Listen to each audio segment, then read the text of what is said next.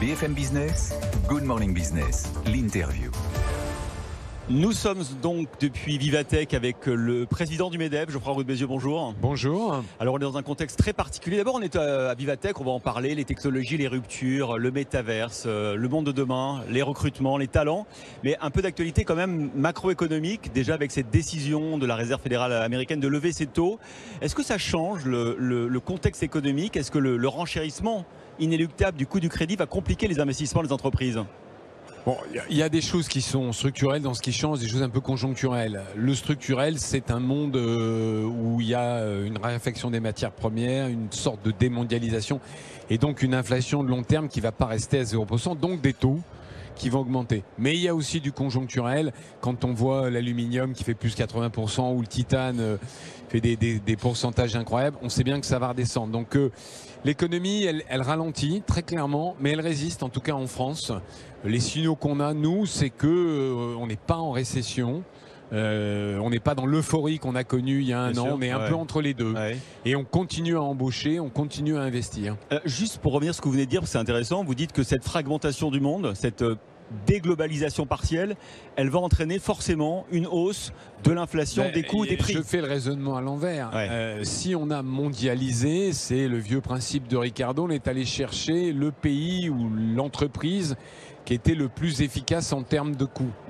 Le revers de ça, c'est l'interdépendance. C'est aussi un coût carbone non vraiment facturé, puisque quand on fait venir, je sais pas quoi, moi, des kiwis de Nouvelle-Zélande, de l'autre bout du monde, on ne paye pas le vrai coût carbone. Donc, on va pas démondialiser en réalité, mais on va régionaliser, on va retrouver un équilibre et ça coûte plus cher, fondamentalement. Et donc, forcément, les salariés, qui sont aussi des consommateurs, ils ressentent ce pouvoir d'achat, enfin, ce coût de la vie qui augmente. D'ailleurs, le pouvoir d'achat a baissé, ce qu'a dit l'INSEE au premier trimestre.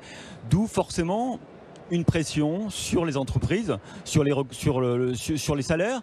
Est-ce qu'on peut longtemps résister à cette pression, à cette demande ? Mais moi, je vais reprendre la phrase de Bruno Le Maire. Les entreprises qui le peuvent augmentent les salaires. La moyenne des NAO, négociations annuelles obligatoires de début d'année, est autour de 3%. Alors, 3%. Au début d'année, on n'avait pas une inflation à 5, on était plutôt sur une inflation à 3. Maintenant, vous avez beaucoup d'entreprises qui n'ont pas pu repasser l'inflation qu'elles ont eue de leurs matières premières, de leur énergie dans les prix, que ce soit en B2B ou en B2C, et qui se retrouvent coincées avec un effet de ciseaux. Donc elles font ce qu'elles peuvent. Le SMIC augmente, il va probablement réaugmenter. Ça répond pas complètement à la demande. J'ajoute un point, le premier poste de dépense des Français, et en particulier de ceux qui gagnent moins de 2 000 €, c'est le logement. Et là, il y a une responsabilité de l'État et des collectivités. Quelle responsabilité? De bloquer les prix? Non, le permis de construire. De faire plus de logements. Depuis presque 10 ans, on ne construit pas assez de logements. On a un déficit de 100 000 logements. On ne consomme que 65% des PLU. Donc là, nous, on est prêt à construire bas carbone en plus. Donc avec le bâtiment zéro carbone. Mais il faut qu'on ait des autorisations. Et hier, on recevait le président de la Fédération française du bâtiment qui nous disait qu'en effet, les demandes de construction de logements neufs commencent à fléchir pour la première fois depuis longtemps. Et effectivement, c'est un signal qui nous inquiète. Bon, vous disiez donc pression sur les prix, pression sur les salaires. Vous parlez du fameux pricing power, la capacité de certaines entreprises, notamment quand elles sont puissantes, grandes et qu'elles ont des produits très innovants, de répercuter ce prix sur les consommateurs. Vous avez l'impression que on arrive dans un monde un peu divisé, dans le monde des entrepreneurs, c'est-à-dire ceux qui peuvent ce pouvoir-là et ceux qui ne l'ont pas? Non mais bien sûr, c'est exactement ce qui se passe. Les entreprises qui vont bien en ce moment, c'est celles qui ont pu répercuter tout ou partie de la hausse de prix qu'elles ont eue. Prise du luxe par exemple. Bien sûr. Et puis celles qui souffrent, c'est par exemple des PME de l'agroalimentaire qui sont dans un bras de fer difficile avec la distribution. Et donc on voit bien la différence. Mais il n'y a pas que. Par exemple, les entreprises de services, la propreté, le nettoyage, la sécurité, où les coûts de salaire représentent 70, 80, 90% du prix de revient. Quand elles sont des contrats de long terme, notamment avec l'État, et là il y a un double discours évident. Le SMIC augmente, donc les coûts augmentent, mais évidemment l'État ou les collectivités locales ou les hôpitaux ne révisent pas ou peu les contrats. Oui, c'est ça, ne révise pas les contrats, mais en même temps, tout le monde doit jouer sa part du jeu. Et c'est voilà après. Mais je pense qu'on est dans une phase aussi très nouvelle. Nous, on n'a pas connu l'inflation. La dernière fois qu'il y avait une inflation à 5%, Ouais. vous étiez encore à l'école, je pense, et moi aussi. Ouais. Hein, c'est les débuts des années 80. Ouais, c'est vrai. Donc, on apprend aussi à faire face à cette nouvelle donne. Vous étiez à l'Elysée mardi avec le chef de l'État. Est-ce que vous avez l'impression que la politique économique va changer? Ou est-ce que vous avez été rassuré? Par exemple, dans le programme, il y avait une baisse d'impôts de production de 7 milliards. Est-ce que vous avez eu des garanties là-dessus? Et je ne suis pas là pour vous raconter par le menu ce que le président dit. C'est un déjeuner de travail, c'est un déjeuner où on a essayé d'échanger, pas un déjeuner d'annonce. Mais globalement, le message que moi j'ai passé au président de la République, c'est qu'on a mené en France depuis 2014, depuis le milieu du quinquennat, une politique de l'offre, très critiquée à l'époque par les frondeurs. Le résultat, c'est que le fameux million d'emplois que Pierre Gattaz portait au revers de sa veste, il a été créé, et plus que largement. L'économie française a créé énormément d'emplois. On a un taux de chômage qui est autour de 7%, et on peut continuer si on continue la politique de l'offre. Et la politique de l'offre, c'est baisser les impôts des entreprises, les rendre compétitives pour qu'elles créent des emplois. Donc il faut continuer. Alors ce matin, il y a une étude des entreprises, du métier, les entreprises de taille intermédiaire, qui dit que malgré ce contexte qui se dégrade, la conscience, comme vous, que à moyen terme, ça va être durablement bouleversé, les ETI continuent et d'investir et d'embaucher. Elles ne révisent pas vraiment à la baisse les perspectives il y a 3-4 mois. Comment vous expliquez que malgré, alors que le monde s'effondre en partie, les ETI s'effondrent, enfin... Les économistes prédisent, et la bourse, que le monde va s'effondrer. Voilà. Mais vous savez, l'expérience, malheureusement, je commence à être un peu ancien dans la fonction, montre qu'ils se sont trompés. Souvenez-vous du million de chômeurs supplémentaires ou du mur des faillites.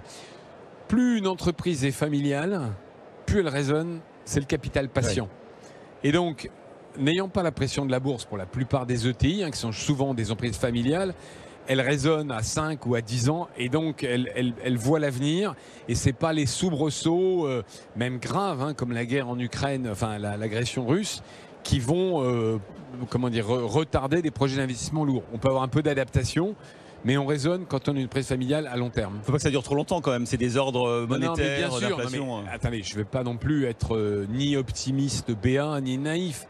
Si on décide de faire un embargo sur le gaz, ou inversement, ce qui n'est pas impossible, c'est la Russie qui nous coupe le gaz, bien sûr qu'il y aura des réactions très... Si la hausse des taux américains est très violente, il y aura des répercussions. Tout ça est vrai.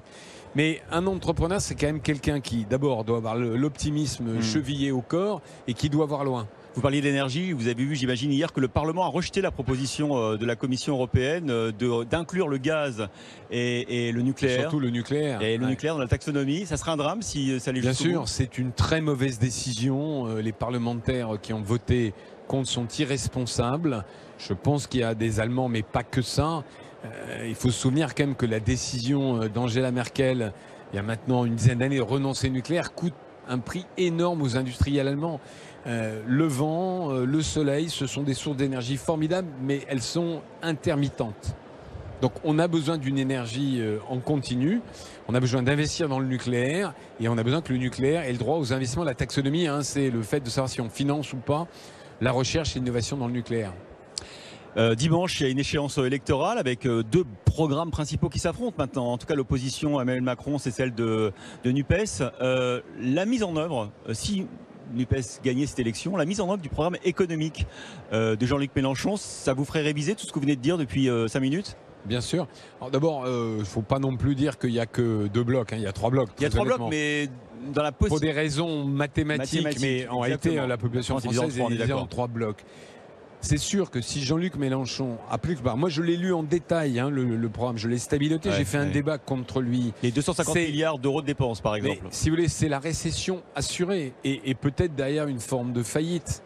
Parce que mais je pense qu'il n'ira pas au bout. Mais oui, parce qu'à un moment ou à un autre, quand vous dépensez 80 à 100 milliards supplémentaires dans les retraites, la retraite ce temps, c'est pas immédiat, c'est pas le budget 2023 qui va souffrir. C'est évidemment dans la durée. Les retraites, la France va être dégradée immédiatement, on va emprunter beaucoup plus cher. L'Italie emprunte à 4%. Donc ça va aller très vite. Et puis, l'autre exemple que je peux prendre, c'est blocage des prix, hausse du SMIC.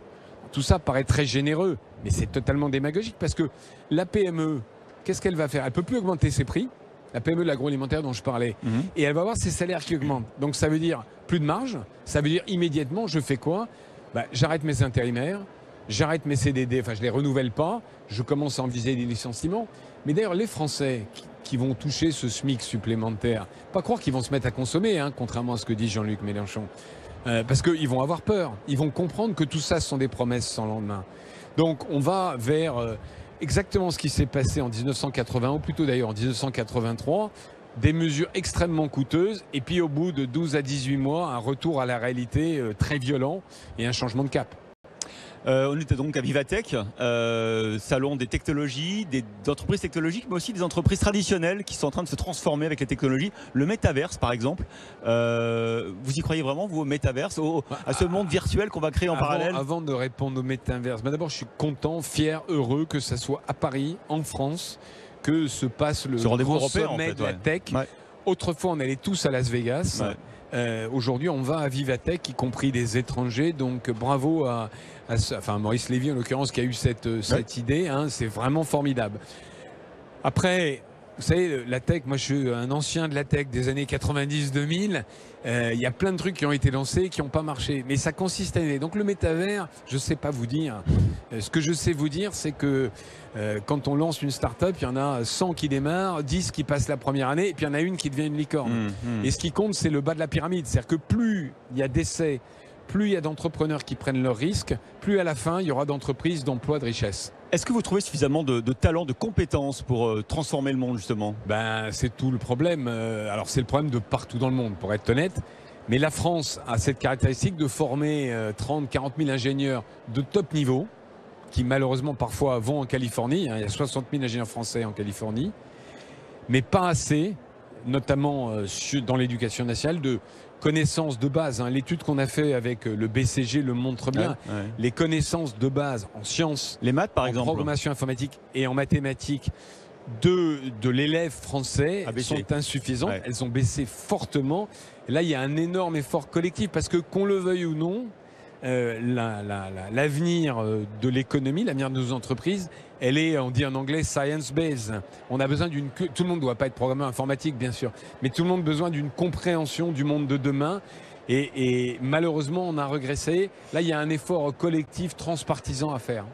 Merci Geoffroy Roux-Bézieux, président du MEDEF.